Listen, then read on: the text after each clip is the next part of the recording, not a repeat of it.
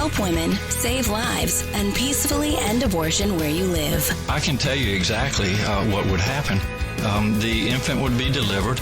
The infant would be kept comfortable. The infant would be resuscitated if that's what the mother and the family desired. You were serious about that? Be inspired to change hearts and minds by joining over 1 million volunteers taking part in the global movement happening in your neighborhood. She says, pray that I can get through this abortion. And I said, oh, no. So she went ahead and went into the abortion clinic. And she just came out. She told us, I'm not going to get the abortion. We just had a baby saved. We had a baby saved in Memphis today. Praise the Lord. This is the 40 Days for Life podcast with your host, Sean Carney.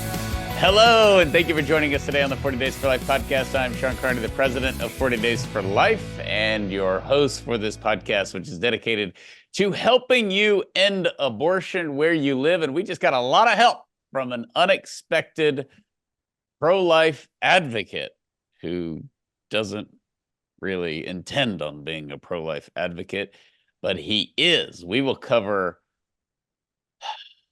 the journey, the transition. He can't say transition, and he's against that.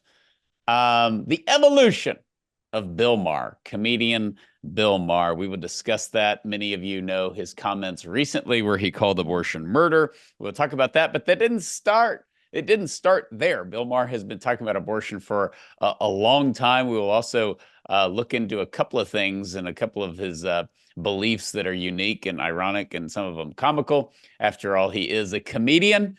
And at times, I have found him to be very, very funny.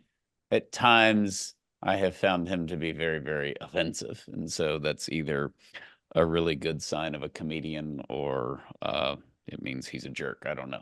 So we will get into all of that and play some of the history of Bill Maher and abortion on this podcast.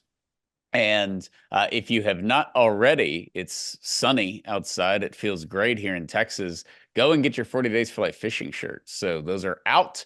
40daysforlifegear.com. We have the link on the webpage. So be sure, or on the show notes. So please be sure to go and get your fishing shirt. There's a lot of new products actually on the store. So be sure to check that out. Somebody who is also a comedian, but never offensive, is Mr. Steve Carlin, who joins us from Madison, Wisconsin. Steve, how are you? Hey, I'm doing great. And thank goodness we've got Jill, who edits the podcast, cuts out all of the inappropriate remarks that I make before this thing hits the air. Sadly, I can't even imagine you making inappropriate comments. I can imagine myself because I've done it and I'm always prone to it. And so, but you on the other hand are a lot more disciplined with your tongue, I shall say. And I am really excited about this topic. I wouldn't say that Bill Maher is like a guilty pleasure for me because I don't know, 10 years ago I couldn't stand the guy, but I did enjoy seeing him on the O'Reilly Factor. Bill O'Reilly used to have him on, and he was always respectful. And he was, now this is strange, I'm saying, well, probably 20 years ago, 15 years ago. But we used to have liberals in this country who protected free speech, who didn't see everything as race. And now liberals seem to want to lock up everybody who disagrees with them. They have totally bought into all this woke nonsense. And now all they see is race. The only thing about you is your skin color. You're black, you're white, you're brown. That defines you. That's who you are. And that's all we're going to see. Can't see past it. And Bill Maher's done a great job at calling a lot of that stuff out. Very comedic ways. He's got a couple of great quotes about the transgender movement. But it's really interesting, Steve, because now people have labeled him kind of a 90s liberal, whatever that means.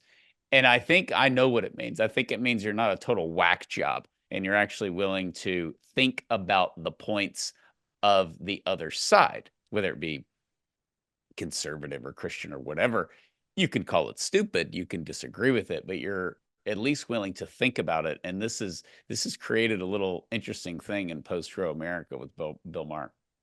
It's really funny just the way the woke insanity has shifted things.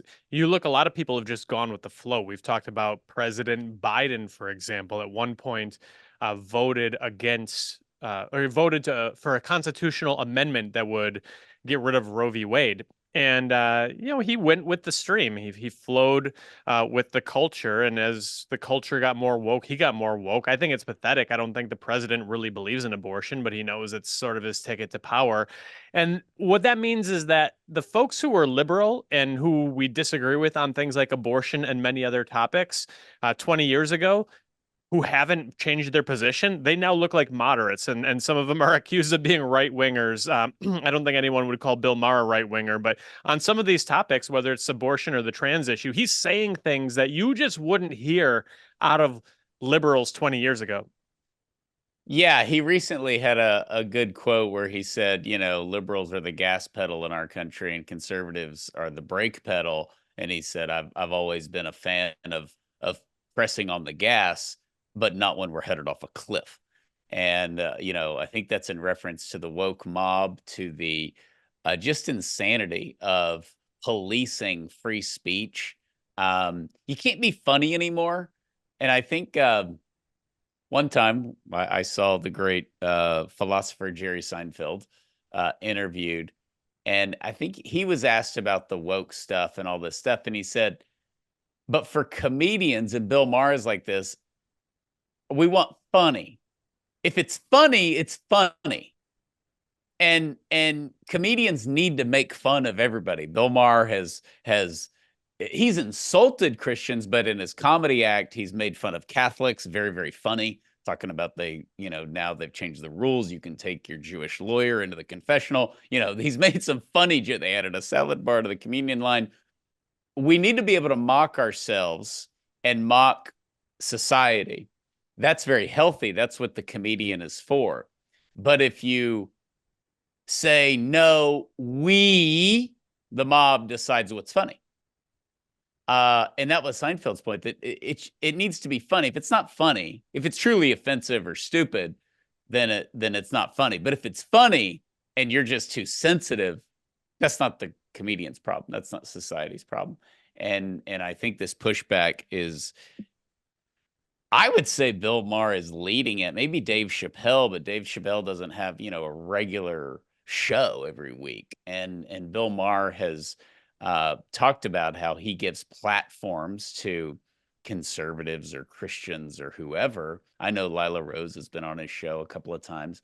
I've met a lot of people who have been on his show, and he has a very good reputation of being very hospitable and respectful, as a guest, so, which is always good to hear, because you hear about other people and he's a jerk, before and afterwards. So, that's a little, I guess, plug for him.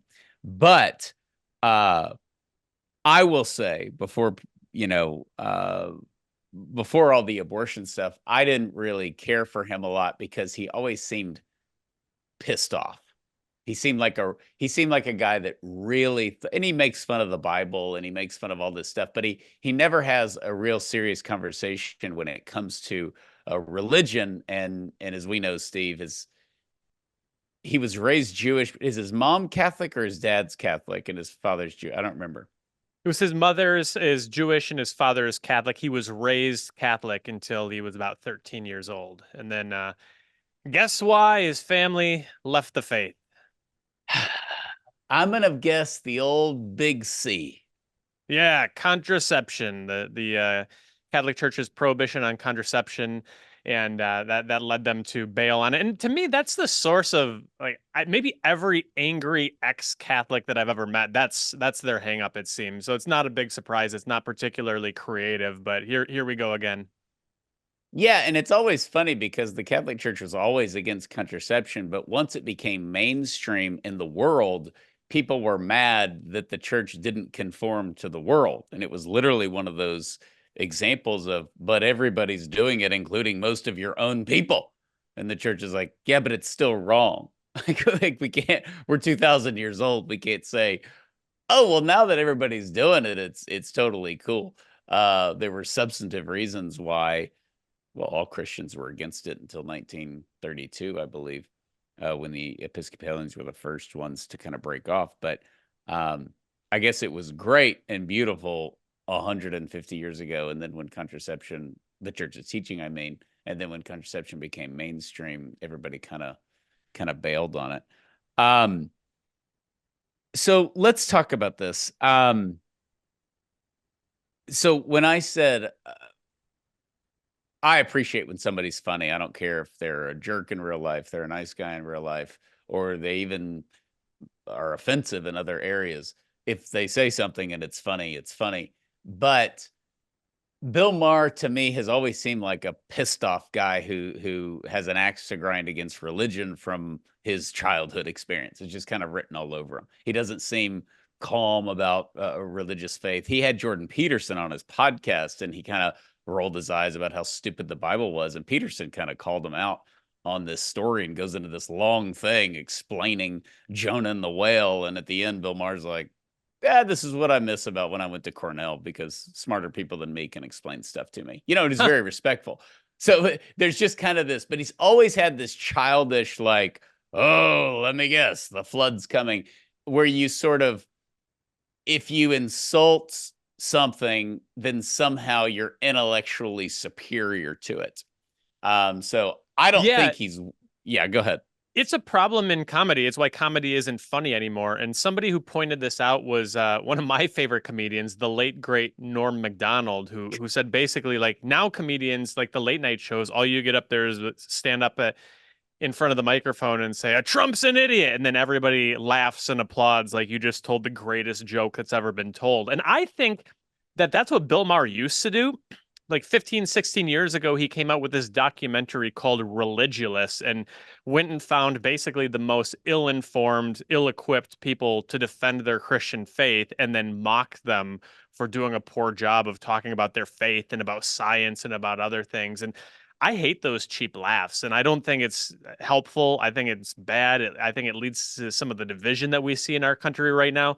But this is, I think, what's the most interesting to me about Bill Maher is, well, he's not on our side right now. He's at least become a little bit more thoughtful, maybe a little bit more intellectually curious than I used to think that he was.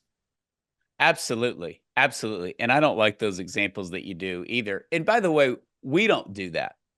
And if we do, I want the listeners, we've had a few emails over the years like, hey, you were kind of beating up on this person, but overall, we don't pick on people that we know don't know what they're talking about. We highlight it to show, to make a point.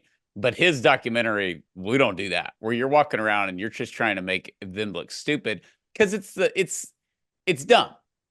It's the classic, like, a few of you in your group said this, so y'all are all bad, or you're all dumb, or you're all, that's how people label Trump supporters or Biden supporters. They're definitely in politics. But if you just say, they're all bad because these people don't know what they're talking about, it looks like you're taking a serious topic and you're not treating it seriously, because you are. And he's not going to have Peter Kreeft on, to discuss the philosophy of God. So I think that to me is the childhood thing. I actually had a great conversation with a brilliant priest, and I won't name him because he's very well known, and I don't want to get him in trouble. But we were talking about Jerry Seinfeld and Bill Maher, and he thought Bill Maher was funny, even though he's very offensive to Catholics. And this priest said, the funniest comedians are former Jews or Catholics, because they're typically angry, but they have that sense of suffering that they were raised with, and the sense that the world is not as it ought to be. So they can point it out. I don't think Jerry Seinfeld's like an angry guy, but you do see that in these brilliant, funny, famous comedians. They're almost always Jewish or Catholic, and within that, almost always, no longer practicing. Bill Maher is I would say probably one of the most outspoken atheists in our country. Would you say that, Steve? Yeah, I think so. Certainly the documentary contributed to that. And having a show on HBO, he can kind of take some of the shots that you can't when you're on the late show on NBC. Yeah, I'll say something about Bill Maher that I wish he would change, mainly because I think he's more interesting than he gives himself credit for. And that is, and things like this highlight it. I think he focuses too much on politics. I know that's stupid because his show is politically incorrect. But to me, he boxes himself in his podcast. I don't follow Bill Maher that closely, but I've watched a few of his sit down podcasts where he'll go into different topics, and he's great. It's very interesting, and he's good at asking questions, and he's kind of adopted a little bit of the Joe Rogan thing where you bring something up or you insult something, and then you can either be told that you're right or wrong, and there's a conversation that ensues. I just think he still kind of gets stuck on Trump as an idiot and, all that. And all that's great, but to me, it's like 85% of his stuff. And when he has a panel and he does something like he just did with abortion, or he did it with the leak, the Roe v. Wade leak, which we'll get to. We have all these clips for y'all. To me, it's just more interesting. Or when he's talking about whatever, he's gotten into I like it when he gets into the culture war because we see what the other side says, or we see how we are perceived, right or wrong. I just think he does too much.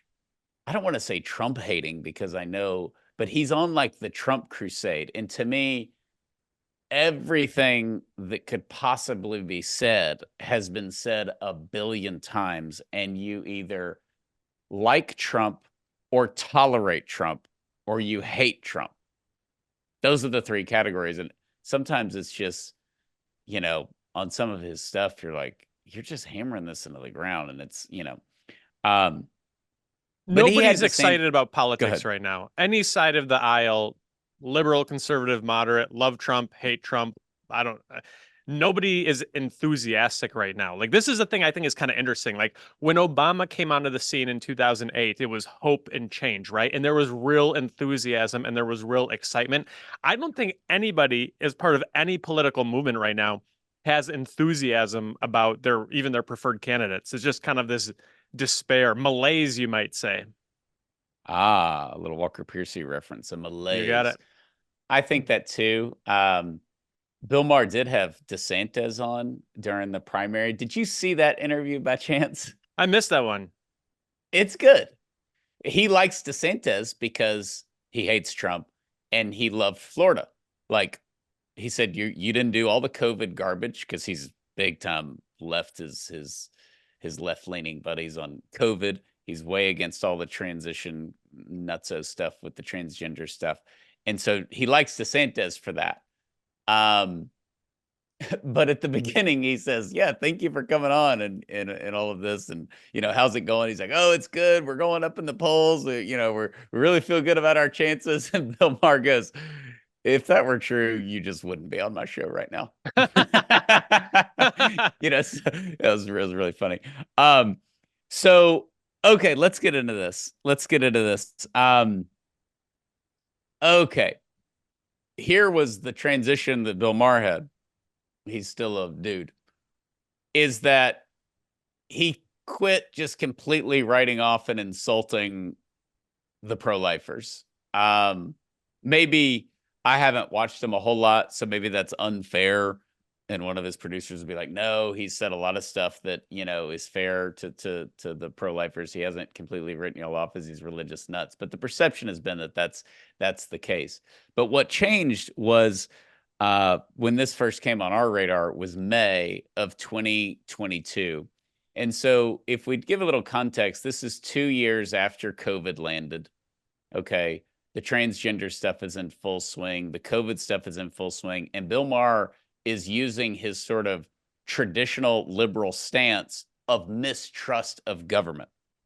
So, and Steve, I will confess for sure, we have made fun of the baby boomers. We've mocked the baby boomers. We've blamed them for a lot of the garbage that we have today. Of course, it's always easier to blame the generation that goes before you. So we're just following in line with that.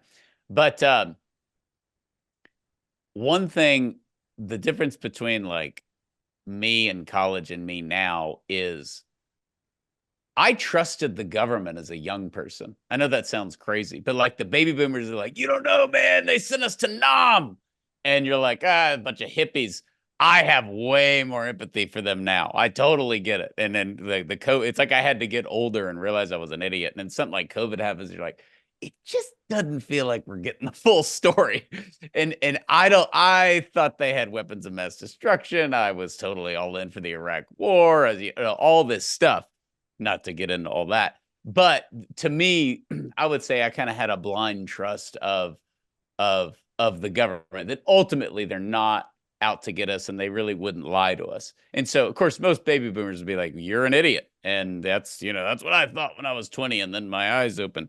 But when you go into Bill Maher's comments, it's in the middle of all this, okay? And so all of a sudden, the conventional wisdom between COVID and trans and the government and all this, it has a little bit been erupted. So when the leak happens and they're going to overturn Roe, he doesn't just do what every liberal did, which is let's go to the streets. This is the worst thing in the world. All right. So people hate talking about abortion. So let's do it. I don't want to do it, but it's the big issue, and we got to do it, and this is what happened. And, it's interesting because until this memo was leaked and we found out that now, unless something very unforeseen happens, the Supreme Court is going to undo Roe versus Wade after 49 years, we haven't really been focusing on it. Or maybe I'm projecting. I guess I haven't been enough, because I learned things this week, because this put it on the front page, that are pretty basic things that I did not know about abortion. Like in Europe, the modern countries of Europe, way more restrictive than we are, or what they're even proposing. If you are pro-choice, you would like it a lot less in Germany and Italy and France and Spain and Switzerland. Did you know that? I didn't know that. I didn't know that. That's right. Okay. I learned most people who are pro-life are women. Did not know that. Well, we knew that at 40 Days for Life, because we've got them leading all the 40 Days for Life campaigns around the world, heavy on women. Of course, the women say, that's great, we need more men. But that's an interesting question, though. Why didn't Bill Maher know that? He's an informed guy. He's been doing his political comedy act for decades. Like, how do you not know that? I think it shows sort of just the ironclad grip that the abortion industry has had on the news, on entertainment media, everywhere we look, of course. And so he's just unaware. It's like the people who don't know the March for Life exists, when you'd see hundreds of thousands of people gathering every year in Washington and nobody knows it's around. There's a lid on some of this information, even for someone like Bill Maher. Okay. I think you're right 65% of the way on that comment. Okay. It's a little bit of a cop out, like, the media, they won't let us get out there and say that America's abortion law under Roe puts us in a category with North Korea, China, and Vietnam. Shame on them. That is part of it. That's the big problem. That's like the answer. Okay, we can check that box. But I think number one, we're to blame as the pro-life. That's just bad messaging. I mean, we're not totally shut out. We have access to media. We have access to things. And if somebody doesn't know our side of the issue, we can't forfeit all blame by blaming the media. So I do want to do a little bit of accountability. The other person I would blame for that is Bill Maher. Yeah, for sure. Who did he have on his show? I mean, I know he's had Lila, but that was somewhat recent. I mean, he's had a show for who knows what, 30 years. He's never... He just spouted off support for Roe v. Wade, and all the legal people, Sandra Day O'Connor criticizing Roe, Ruth Bader Ginsburg criticizing Roe. He never thought, and he is one of the few liberals that they overturned Roe, and he looked up and said, why did they do that? Yeah. Like, he who knows what he says about Alito, or I haven't watched any of that stuff, but maybe he makes fun of all the justices and Kavanaugh and all that stuff. I'm sure he does. But he's not an idiot. I mean, he knows everybody went to Harvard or Yale, and there's a reason cited of why they did that, And we did that with gay marriage. Okay, well, why did the Supreme Court do that? Can we just redefine marriage out of thin air? and you can read their opinion, and it makes no sense. And you can read the dissent, the only dissent that all justices, the conservative justices, wrote. They didn't assign one person, but the dissent to gay marriage, brilliant. And they explain how we went to Harvard and Yale, we don't represent America, and we're just making it up out of thin air. That was Scalia's, one of his close to exact quotes. But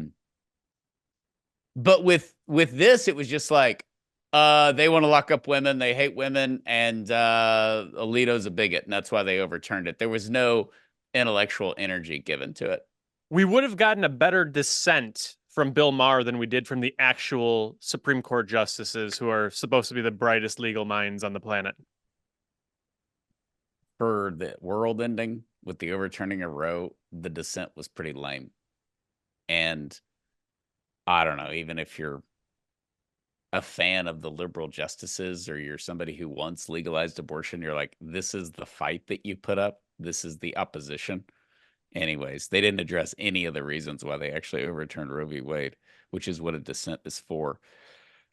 Okay, so we played that clip.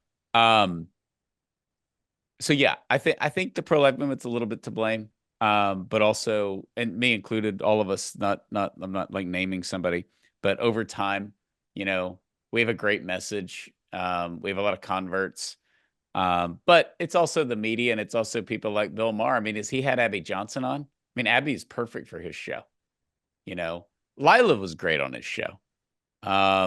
He's had Pastor Jeffries from First Baptist Dallas, on his show. So anyways, all right, the next one is Maher acknowledging why pro-lifers oppose abortion. And it's not just because we're evil and we're bigots. Steve, roll it. People either, you just have this view that it's murder. I could put the argument on a hat when people talk about a woman's right. Murder isn't a right.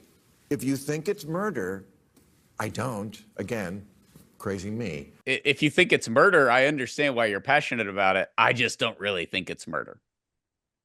Yeah, it's an acknowledgement. This is what I love about this. I'm still overall critical. I think sometimes as pro-lifers, we've got this like urge to find any scrap that we can hang on to and be like, even Bill Maher, and to be fair, Bill Maher is still pro-abortion, very pro-abortion. It's not a win for us, at least yet. But this is where I give him really a lot of credit, because he avoids taking the easy route here, which is pro-lifers want to control women. And that's the question I've always asked, is why does anybody say pro-lifers want to control women? Why do the majority of pro-lifers who are women want to control women? Like, we don't have the time. I don't want to control anybody. It's not part of my day. I'd like to watch a baseball game. I'd like to read a book. I'd like to have dinner with my family and play with my kids. I don't know anybody who's like, you know what, Steve, like there's some sort of secret pro-life meeting that's like lit by torches, and we're like, here's our plan for controlling women. Yeah, and as he points out later, he pointed out earlier, most of the pro-life movement is women. So these are women getting together saying, how can we control women? And this is another thing that's a problem, where post-Roe, you're not allowed to be a pro-life woman. So it's for women's rights, but only if you support abortion, because the majority of the pro-life movement are women. So anyways, you can't have it both ways. I like this. This is back, this is again from the leak. So he doesn't think it's murder. He says that. But just the context, though, Steve, on any secular show, you and I know from doing this work, Planned Parenthood 101 or pro-abortion politician 101 is you never have the word abortion and the word murder at the same party. They're not at the same room. They're not in the same hotel. They're not on the same block. They're not in the same city. Murder and abortion should never be close together. And if I was teaching pro-abortion apologetics, I would say one of the top 10 sentences to never say is, I don't think it's murder. It's the equivalent to Nikki Haley saying, well, let's just all agree we don't want to put women on death row for getting an abortion. You're like, what? Nobody Nobody said that. Nobody joked about that. Nobody's even remotely suggested that. You're just putting words into our mouth. And that's what Bill Maher did with this. Like, well, they think it's murder. And a typical not honest abortion supporter would be like, we're not even bringing up the word. This is, I think, why the response to the Dobbs decision was so weak, because if they actually offered substance, they'd have to say what Bill Maher is saying. And while Bill Maher himself is willing to come up and acknowledge some hard realities about abortion, I don't think most voters are. I don't think most human beings are willing to acknowledge the things that Bill Maher is now willing to acknowledge and remain pro-abortion. They would become pro-life. And so they've got to kind of paper over it with all of these slogans and talking points. Yeah, they do. And just like we understand their point of like, you guys are so disconnected. You are going to force a 15-year-old to have her rapist baby, and you're sitting there saying you're some kind of good Christian and you're on the side of science. That's a bunch of BS. All you're doing is empowering criminals. Like, we understand their point. We understand why they think abortion is great. She shouldn't have to have a baby she doesn't want. You know, she shouldn't have to raise a kid. And what Bill Maher is saying is, I agree. But we just said baby and we just said kid, and we can't just disassociate ourselves from that biologically. Like, you know, and this brings us to our next quote. Okay. This is the best. This is the best for not just like the fun, oh, what did Bill Maher say? But this is the best for post-Roe America. We have said a million times, they overturned Roe. The blanket of Roe gave a lot of abortion supporters a lot of comfort. That is gone, and they have to talk about abortion, and they're ill-equipped to talk about abortion. Bill Maher is not equipped to talk about abortion because on this, he has made some kind of resolution that he's going to be honest, and he's not going to live like pie in the sky and talk about reproductive rights and healthcare and all these generic terms. He's getting to the heart of the matter, and he's saying, I'm good with it. I'm good with it. And that is a recent clip. And by the way, when you're honest about abortion, you get silence and awkward groans from those who even agree with you. So Steve, let's do it.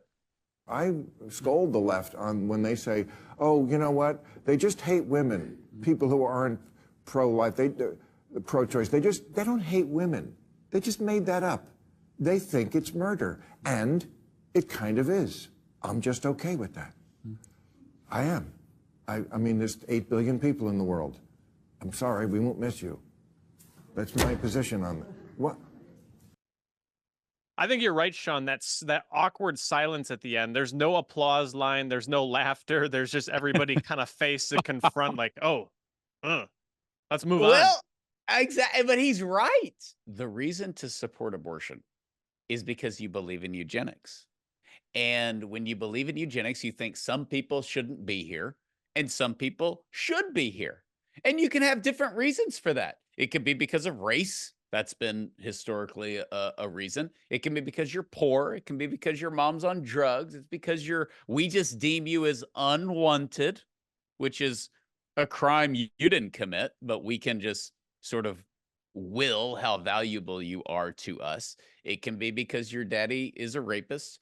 It can be because we just don't think you're going to go to Harvard. It could be because we got to finish school, or we don't have enough money to have a kid, as if everybody's had enough money to have their first kid anyways. And that's the blessing, if you want to say that the eugenicists scream from the rooftops. We can control, okay? And it can be because you think there's too many people in the world, even though we're in a demographic winter, according to half the sociologists in the country and Elon Musk, for whatever that's worth. Just ask the Japanese, who are losing 870,000 people a year. But if you think the world's overpopulated, which is what Bill Maher cites, we won't miss you. And you know what? They won't. They won't miss you. That's how we're able to have over 70 million abortions around the world. That's how we're able to see any Holocaust or genocide get justified, is based on eugenics. Now, it's sick It's demented. History will judge those people harshly, as we have seen over and over again. But it is at least honest to say there's too many people. We don't need you. If your mom doesn't want you, we sure as heck don't want you. I think one of my other favorite parts about this exchange is right after the clip that we aired, he's talking with his two guests. It's Piers Morgan, and I can't remember who the other lady is. And one of them just responds kind of shocked, just like the silent crowd is shocked, says, well, that's kind of harsh. You know, that's because you just don't like children. Piers Morgan says, that's kind of harsh, Bill. And then Piers Morgan says, that's just because you don't like children.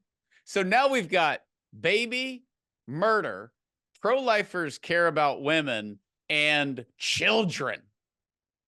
It's just because you don't like children, which is nobody would like, even Bill Maher. I mean, nobody likes being told you don't like children. I mean, they can say you never wanted to have children, and that could be an accurate statement, which is probably the case for Bill Maher. He just never wanted children. But when you tell somebody you don't like children, you're like, I don't know. I walked down the street in New York, and there were some school kids going by, and, it was like, it kind of brightened my day. Or I saw a smiling baby in the grocery store, or whatever. Nobody really likes being told you don't like children at any kind of serious level. But that whole sequence is just, that panel didn't like told, and then he said, but you're pro-choice, aren't you? And they said, yeah. And he said, well, that's your belief. That's our belief, that it's murder, but we think it's okay. And that's that is your position too. Your position too. Dead on. Nobody wants to acknowledge it. Totally dead on accurate. Totally accurate. And he obviously also insulted the 15-week ban, which we've done, and he rightly called us out for saying, so this is it. You can kill a baby in California. You can't kill them in Florida. And this inconsistency doesn't work because you need to be, an absolutist if you're going to be pro-life, which we agree with. He was insulting Trump for the sending it back to the states, which a lot of people have insulted Trump. But remember, Trump didn't send it back to the states. The Supreme Court did. And Trump can or cannot decide to do pro-life legislation if he's elected, and we'll just see. We'll see what that happens. He leaves everything on the table. I think it's very irresponsible to say Donald Trump will not do anything pro-life if he gets elected. That is absurd when you're sitting in the spring of an election year, especially when you see what happens with Congress and with the Senate. There's one thing we know, it's Donald Trump always leaves everything on the table. So, but Bill Maher did insult the 15-week ban, and it doesn't make sense. It doesn't make sense because obviously all politics is compromise, Steve. But to say, yeah, we're going to try to limit 3% of the abortions because we just care about life beginning at conception so much. So he called us out on that as well. I think that's the case even in legislatures at the state level or the federal level. I think there's an awareness of who's serious about this. And I think there is a respect. I don't think Bill Maher's alone. I think there's a respect for people who take what they call the absolutist position, because the whole reason we're pro-life is because these babies are human beings that deserve the same rights as you and I have. And when you start bargaining that, it becomes a matter of, are you authentically pro-life or are you pro-choice? You just draw the line somewhere other than birth. Yeah. Bill Maher makes abortion supporters more uncomfortable than you or I ever could, or maybe any abortion worker. I don't even know how to throw this in here, but he's close in so many ways. He joined the board of PETA, the People for the Ethical Treatment of Animals, and they're kind of, in my opinion, extremists on the animal protection front. But he's got all of these beautiful. In your mind, they're extremists. I don't know if I've ever heard anybody say, PETA is very moderate. They're totally reasonable. They just want us to eat roaches, not cows.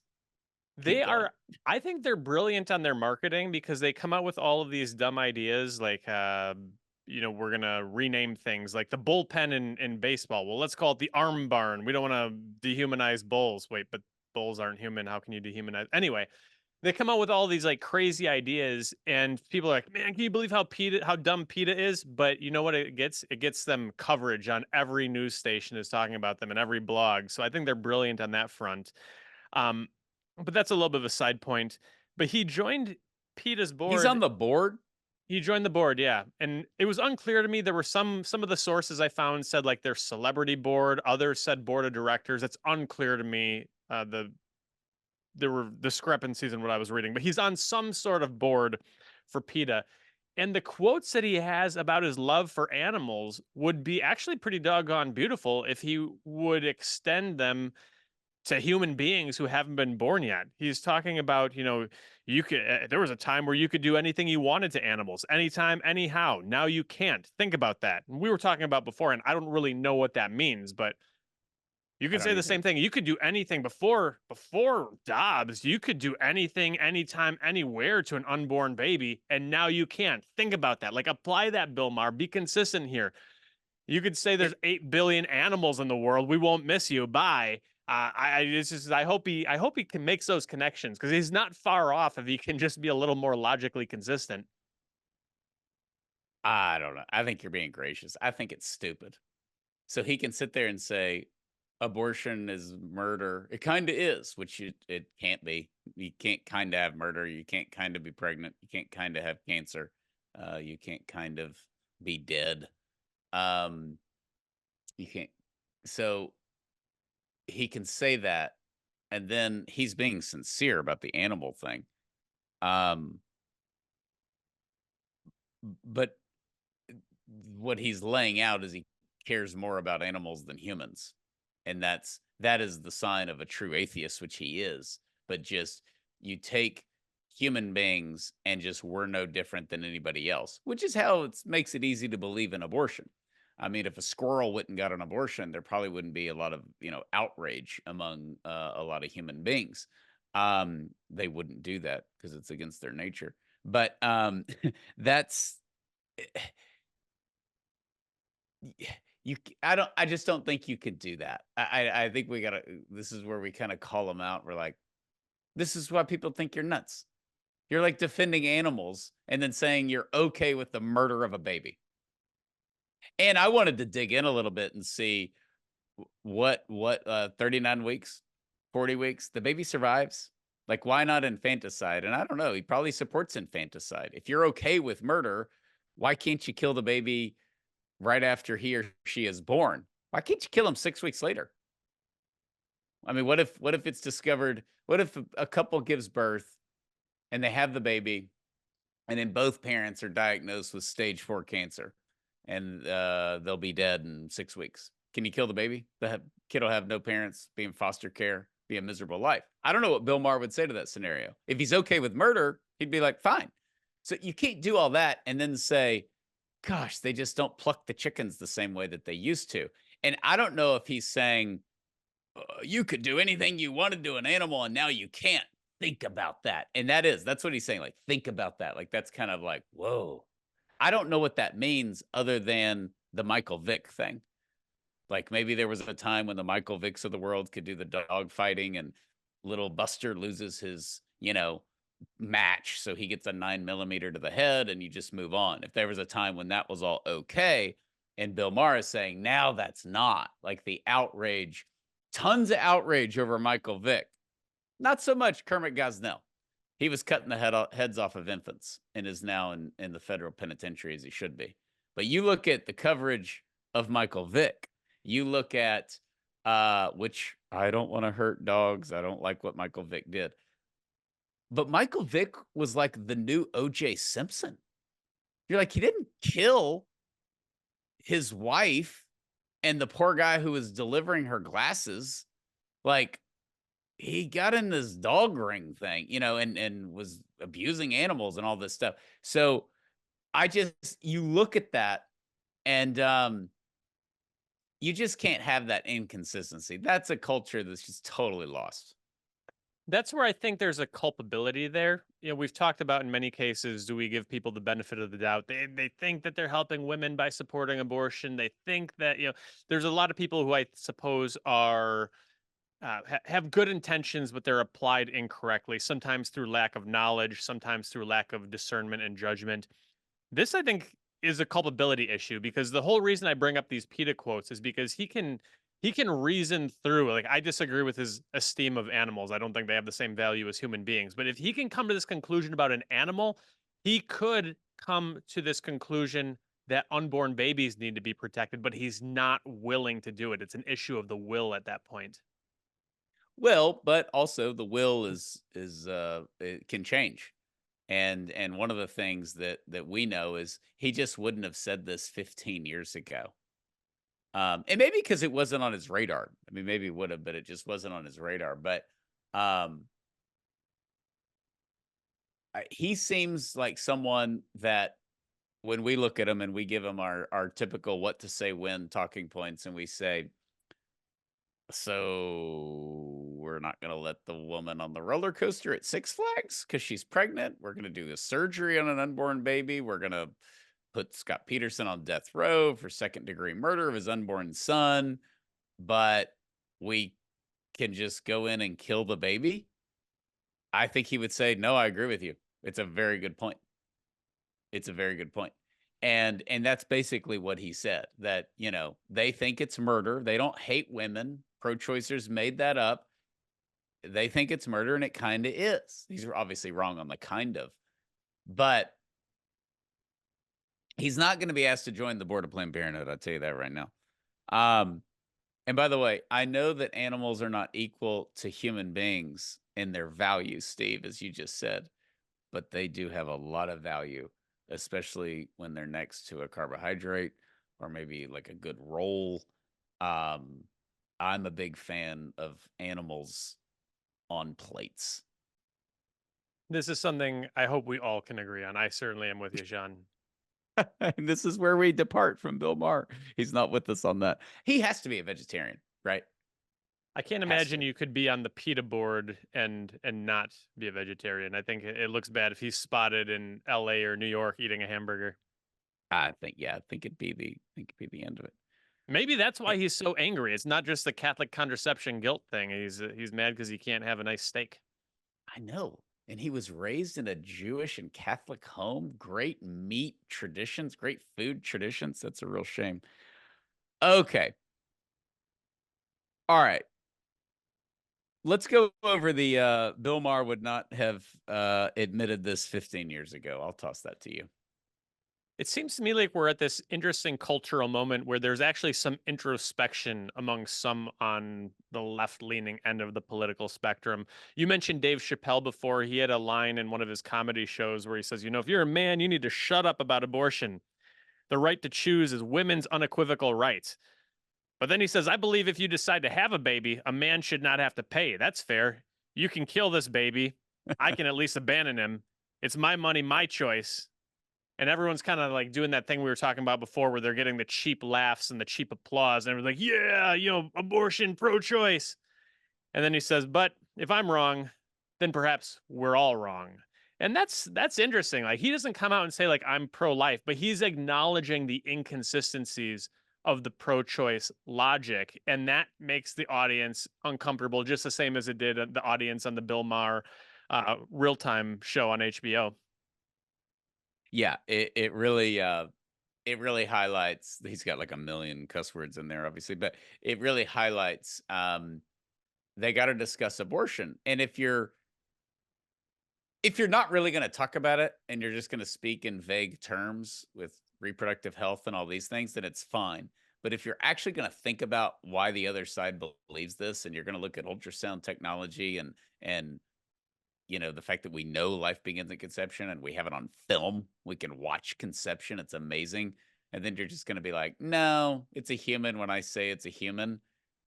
It's tough. It's very tough.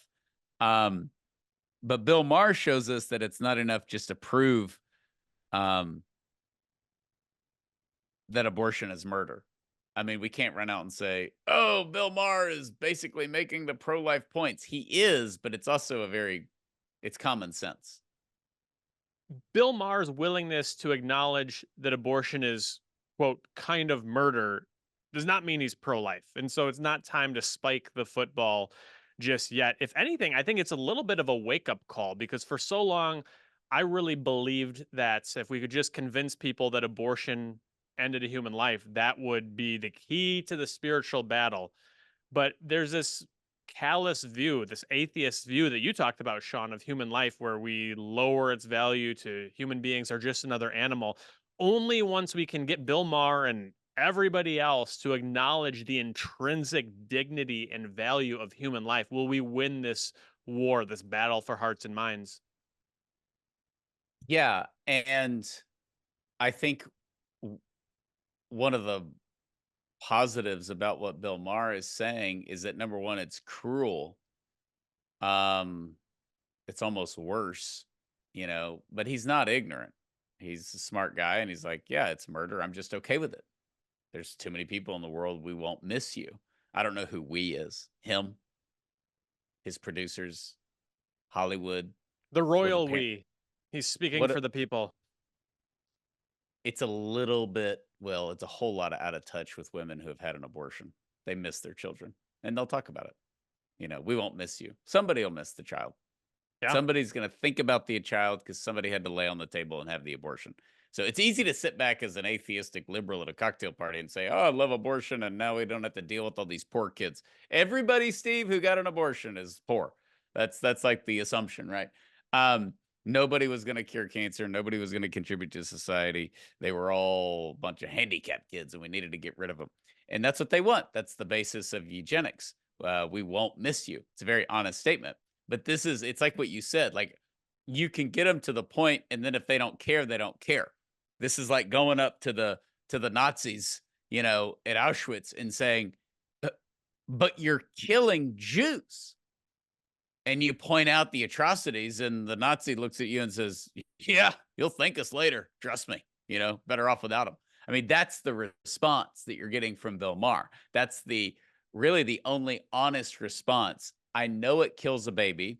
That's why we want it, by the way, because we don't want the baby. You just can't will a baby out of existence without killing him or her. The murder is required. The abortion is required. Otherwise, they're going to keep growing and be in kindergarten before you know it. But if you don't want them, killing them is required. And so it's not that we're labeling it as murder. It's not that Bill Maher's labeling it's murder. It's that it has to be murder. That's the requirement for an abortion. It's not like we're creating language. It may not be healthcare, but it's definitely murder. And I think that this is, overall, I like stuff like this. I think it's good because it brings abortion obviously into the news. But it also, this is why so many people become pro-life. I'm not saying Bill Maher is going to speak at the March for Life next year. I doubt that's going to happen. But for his viewers and his listeners, the look on Piers Morgan's face is pretty awkward. And he's like, you're pro-choice, aren't you? He's trying to line him up. He's like, well, you're saying I'm too harsh, but you're on my side, aren't you? And I mean, it's like Biff from Back to the Future picking you, to be on his like pickup football game. And you're like, I don't think I want to be associated with you right now. He just gives him this look like, oh crap. He just said abortion was murder and now I'm in with him. And then Bill Maher totally goes full circle and says, well, this is what you believe, because this is what we that are pro-choice believe, that it's murder. This is, I think, one of the powerful parts about this conversation having been had isn't just like, I'd love to hone in on like, is Bill Maher on a journey? Is Bill Maher going to be pro-life in a year? I don't know. But there are people who are watching this show, and there are a lot of people who are having to work this out on their own. And that's why we wrote What to Say When. That's why we have these conversations. That's why at 40 Days for Life campaigns, we do community outreach to make sure this conversation is had, plant the seeds, and let people kind of make some of these connections who maybe haven't thought deeply about abortion. Another sort of similar case of this, Sean, is Seth Dillon from the Babylon Bee went on the Joe Rogan show, and they were discussing abortion, and Joe Rogan just comes out swinging. He's throwing haymakers about my 14-year-old daughter. If she conceives in rape, you don't have the right to tell her this. And they kind of get into it. They get away from that emotion and that passion. And Joe Rogan says, so you just believe like when the sperm and the egg meet, like that's this magical point. And Seth Dillon very cleverly but truthfully responded. He said, well, there's got to be some magic point. Where do you draw the line? And again, I don't think that Joe Rogan himself is pro-life yet, but that conversation that began with him throwing haymakers ended with Joe Rogan saying, I can see what you're saying. And Joe Rogan acknowledges that life is beautiful. And Joe Rogan is learning about on the air, and his face is like, displaying surprise as Seth Dillon tells him about the reality of abortion survivors and how they're pro-life. All of these things that the abortion industry doesn't want being discussed become part of the public discourse. Yeah, even a couple of years ago, Joe Rogan said on the air, "I really have a big problem with late-term abortion now."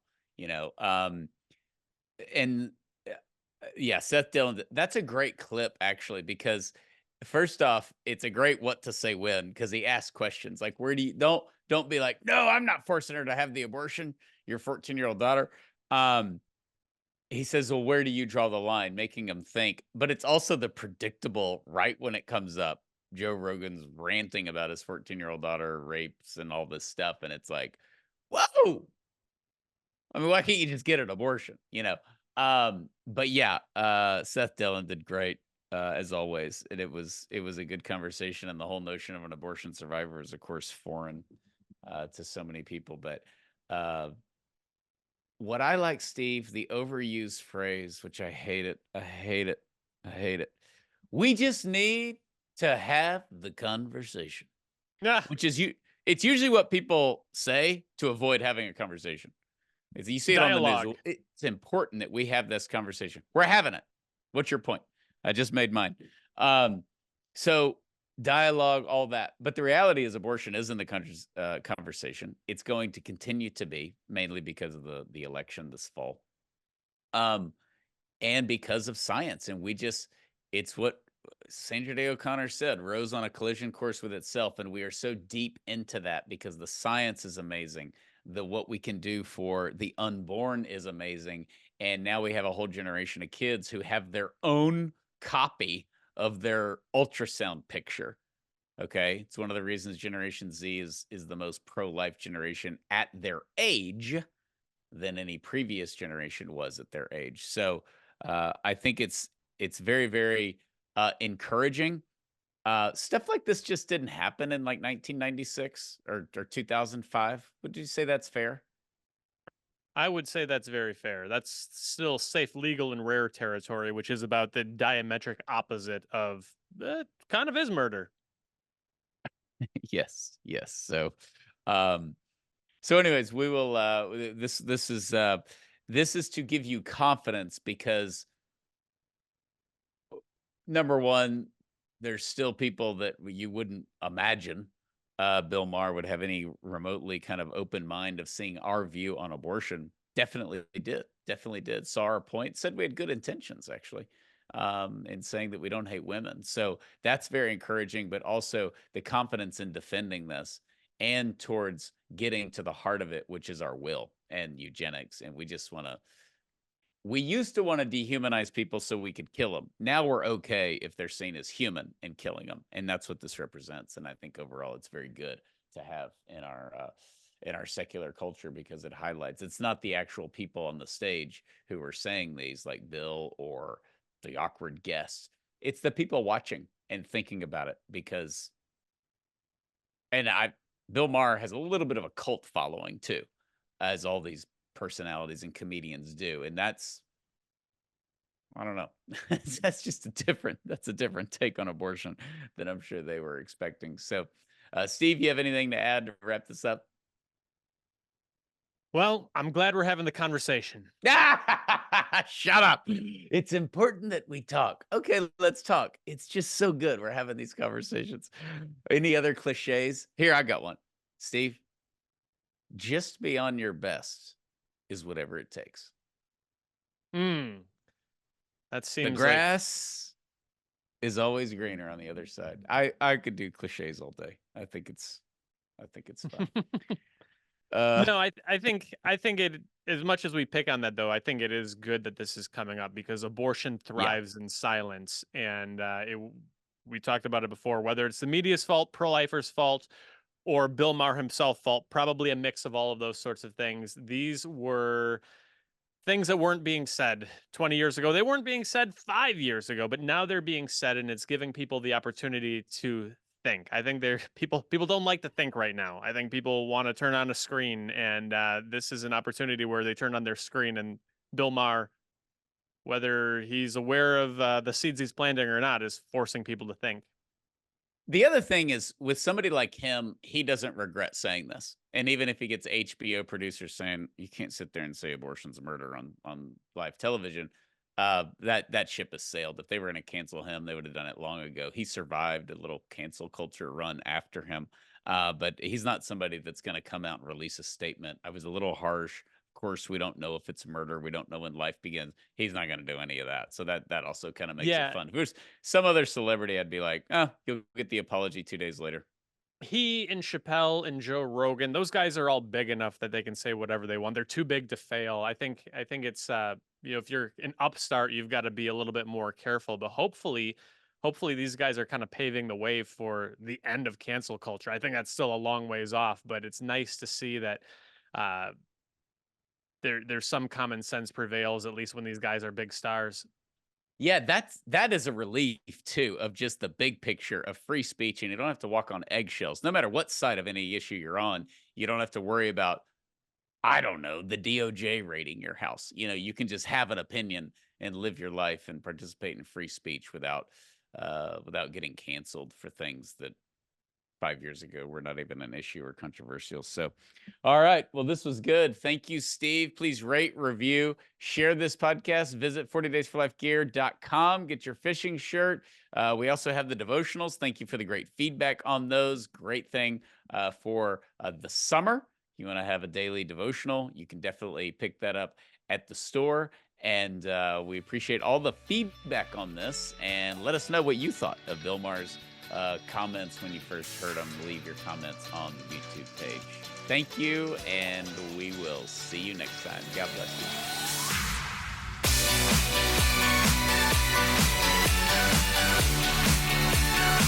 you.